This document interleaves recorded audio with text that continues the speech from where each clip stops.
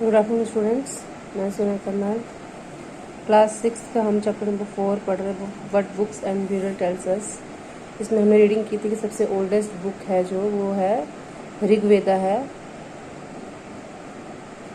तो हमें पढ़ी देयर आर 4 बुक्स हैं, ऋग्वेदा, सामवेदा, यजुर्वेदा एंड अथर्ववेदा। ये हिंदू जो कम्युनिटी है, हिंदू कल्चर जो है उसकी हॉली बुक्स हैं। इसमें बहुत सारे हमने पढ़ा कि हाइमन्स मीन्स कि जो कि सॉन्ग्स होते हैं जो कि गॉड और गॉडेसेस के बारे में लिखे जाते हैं। तो हमने ये पढ़ा था यहाँ तक, यहाँ पेज नंबर 39 तक हमने पढ़ा था कि वर्ड्स टू डिस्क्राइब पीपल, कि कौन से वर्ड्स हैं जो पीपल को डिस्क्राइब करते हैं। ठीक है, तो हमने पढ़ा there are several ways of describing people. हम किसी पीपल को डिस्क्राइब करते हैं कि वो, अगर हमें किसी के बारे में किसी को बताना कि वो इंसान कैसा है, तो हम बताएंगे कि वो काम क्या करता है, वर्क दे डू, उसकी लैंग्वेज क्या है, वो कौन सी लैंग्वेज बोलता है, वो किस जगह पे रहता है, उसकी फैमिली कैसी है, वो किस कम्युनिटी का है, वो किस कल्चरल प्रैक्टिसेस है। ठीक है, later you see some of the word use to describe people found in Rigveda. जो ऋग्वेदा है उसमें बताया गया है कि लोगों के बारे में कैसे बताया जाता है। There are 2 groups who are described in terms of their work. 2 लोग हैं जिनको उनके काम के ऊपर डिस्क्राइब किया जाता है। 2 तरह के ग्रुप्स होते हैं जो कि उनके काम जो होते हैं वो अलग अलग होते हैं। एक है प्रीस्ट, जो कि जिसे हम कहेंगे जो कि धर्म के बारे में सिखाते हैं, उनको ब्राह्मण कहा जाता है। वो वेरे रिचुअल्स, मतलब उनको रीति रिवाज दिखाते हैं वो। एंड दूसरे होते हैं राजाज। राजाज कौन होते हैं? The rajas were not like the ones you will be learning about later. They did not have capital cities, palaces और armies, not do they collect taxes. Rajas का मतलब ये नहीं कि किंग, जिसकी आर्मी होती है, जिसकी फौज होती है, जो टैक्स कलेक्ट करता है, जो महलों में रहता है, वो वाले राजा नहीं है।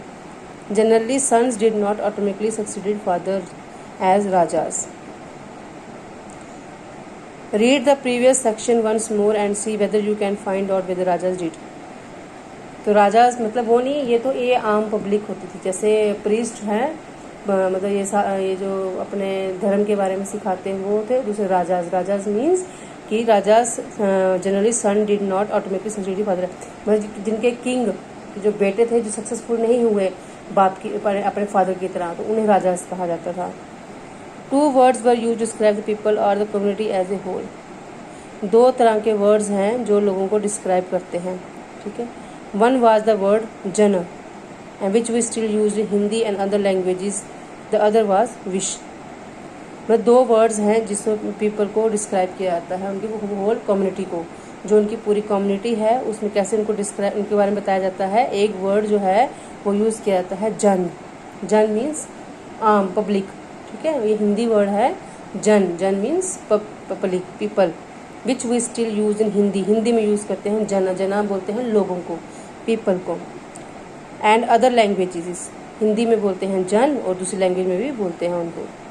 द अदर वाज विश, और दूसरी जो वर्ड है जो पब्लिक को, जो लोगों को डिस्क्राइब करते हैं उसको, वो है wish. The word Vysya comes from the wish. जो वर्ड है वैश्य, उससे वर्ड निकला है wish. You will learn more about this in chapter 5। आप जन और विश के बारे में चैप्टर नंबर 5 में पढ़ोगे। इसमें हमें बताया है कि जो पीपल हैं, जो लोगों हैं, उनकी कम्युनिटी को डिस्क्राइब कैसे किया जाता है। उनके लिए 2 वर्ड यूज़ किया जाता है, एक जन में सारे लोग आ जाते हैं, और एक होता है विश। सेवरल विश और jana are mentioned by name, so we find reference to the Puru jana और विश, द भारतीय जना और विश, द यदुर जना और wish, and so on. Do any of these names sound familiar? कि जो ये वर्ड पढ़े हमने, विश और जना, ये पढ़े हमने वो पीपल के बारे, लोगों के बारे में, उनके नाम से उनको डिस्क्राइब किया जाता था। तो उनके जो नाम है क्या एक दूसरे से मिलते जुलते हैं? Sometimes the people who compose the hymns describe themselves as Aryas and called their opponents Dasa and दस्यूस।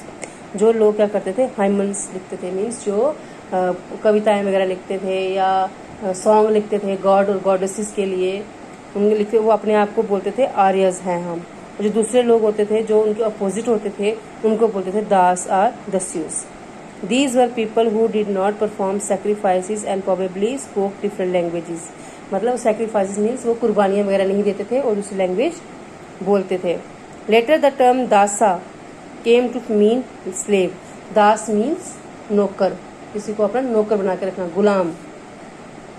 Slaves were women and men who were often captured in war. Slaves means slave वो लोग होते थे जिनको जंग में जो लोग हार जाते थे, फिर उनके आदमियों को बंदी बना के रखते थे, उनको नौकर बना के रखते थे अपना। They were treated as the property of their owners who could make them to whatever work they wanted. फिर जो गुलाम होते थे उनको अपने मालिकों का कहना मानना पड़ता था, जो उनके मालिक बोलते थे वो उनको करना पड़ता था। While the Rig Veda was being composed in the northwest of the subcontinent, there were other developments elsewhere. Let us look at some there. कि जब ऋग वेदा जो है कंपोज हुआ नॉर्थ वेस्ट में, ठीक है, नॉर्थ वेस्ट कॉन्टिनेंट में जब वो ऋग वेदा आया तो देर वर अदर डेवलपमेंट्स, वहाँ पे और भी डेवलपमेंट्स हो गई। तो हम देखेंगे कि किस तरह की डेवलपमेंट्स वहाँ पे हुई। यहाँ से यहाँ तक इसका मैं आपको बताता हूँ, मतलब ये है कि जो पीपल हैं, जो लोग थे, उनको जो है 2 पार्ट्स में डिवाइड किया गया। पहले उनको बोलते थे जन, और एक वर्ड उनके लिए यूज होता था जन, दूसरा वर्ड यूज होता था उनके लिए विश, ठीक है। तो फिर उनको जो लोग थे वो उनको मतलब नाम उनके अलग अलग थे।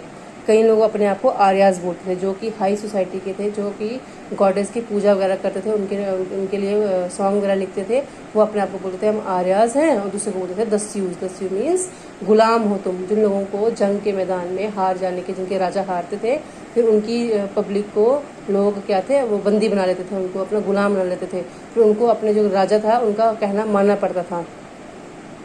वो जो ऋग वेदा का टाइम जब आया, जब बुक ऋग वेदा आई, उसके बाद लोगों की लाइफ ही चेंज होगी। उनकी लाइफ में क्या चेंज आया, कल हम इसके आगे पढ़ेंगे।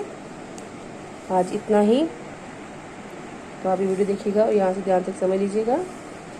Thank you.